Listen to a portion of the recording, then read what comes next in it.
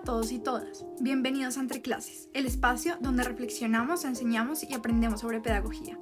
Hoy vamos a hablar de un tema fundamental, la dimensión política de la educación.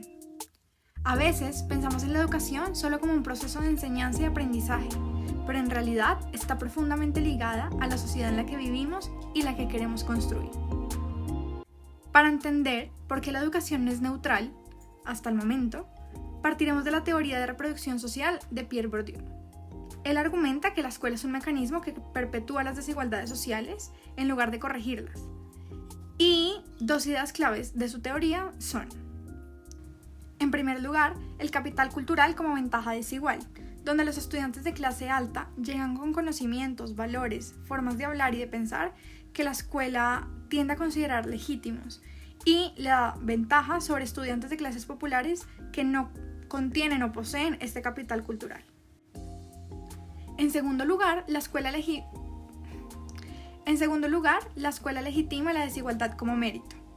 Y aunque la educación se presenta como un espacio de igualdad, en realidad premia a quienes ya tienen el capital cultural dominante, haciendo que la desigualdad parezca un resultado de un esfuerzo individual en lugar de una estructura injusta históricamente. Para profundizar en esta discusión, hoy nos acompañan dos invitados que trabajan en la intersección entre educación, política y sociedad. Primero, Valeria Vargas, politóloga y especialista en conflicto, y también Gabriel González, politólogo que trabaja en una organización de asistencia humanitaria. Bienvenidos, Valeria y Gabriel. Para empezar, me gustaría preguntarte, Valeria, ¿cómo influye la dimensión política en la educación en contextos de conflicto? La educación en general siempre ha estado permeada por los intereses y las relaciones de poder de las personas tomadoras de decisiones del país.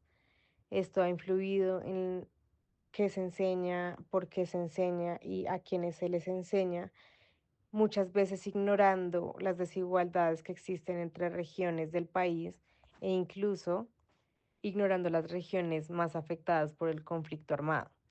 Sin embargo, es precisamente la dimensión política la que puede influir en romper el ciclo de la violencia por medio de la educación, integrando metodologías flexibles y que se adapten a cada contexto, a las necesidades de aprendizaje de cada población, a los usos y costumbres de las distintas comunidades con pertenencia étnica en el país y por supuesto a las zonas urbanas privilegiadas que no han vivido el conflicto de la misma manera que las zonas rurales. Hacer parte de la educación para la paz debe ser intencional y evidente.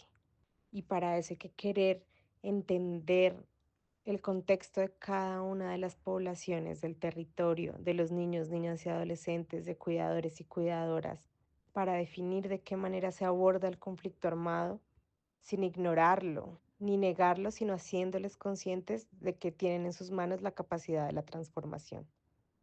Gracias, Valeria. Es interesante pensar que educar es también tomar una postura sobre la sociedad que queremos construir. Y en ese sentido, Gabriel, quiero preguntarte desde otra perspectiva.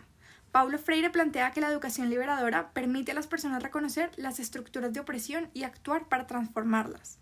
En contextos de desigualdad, no se trata solo de enseñar matemáticas o lenguaje o historia, sino de ayudar a los estudiantes a comprender cómo estas disciplinas se relacionan entre sí con su vida y su entorno, dándoles herramientas para mejorar sus condiciones. Desde tu experiencia en el trabajo humanitario, ¿cómo ves el papel de la educación en la reconstrucción del tejido social y en la promoción de derechos en contextos vulnerables? La educación en medio de contextos de emergencia y de crisis humanitaria es supremamente importante porque allí niños, niñas y adolescentes pueden tener espacios protectores en medio de escenarios relacionados con el conflicto armado o también relacionados con la migración. Y estos entornos educativos y protectores podrían también tener un rol fundamental para que niños, niñas, adolescentes desplazados o migrantes conozcan cuáles son sus derechos, pero además también de conocer cuáles son sus derechos, también reforzar sus capacidades para gestionar sus emociones y también para que puedan tener unos entornos propicios, por ejemplo, para metodologías flexibles que sean acordes a sus contextos culturales, locales y también pues a sus necesidades humanitarias. Por ello pues es importante la labor de la educación para reconstruir tejido social y para promover derechos en este tipo de contextos de crisis humanitarias.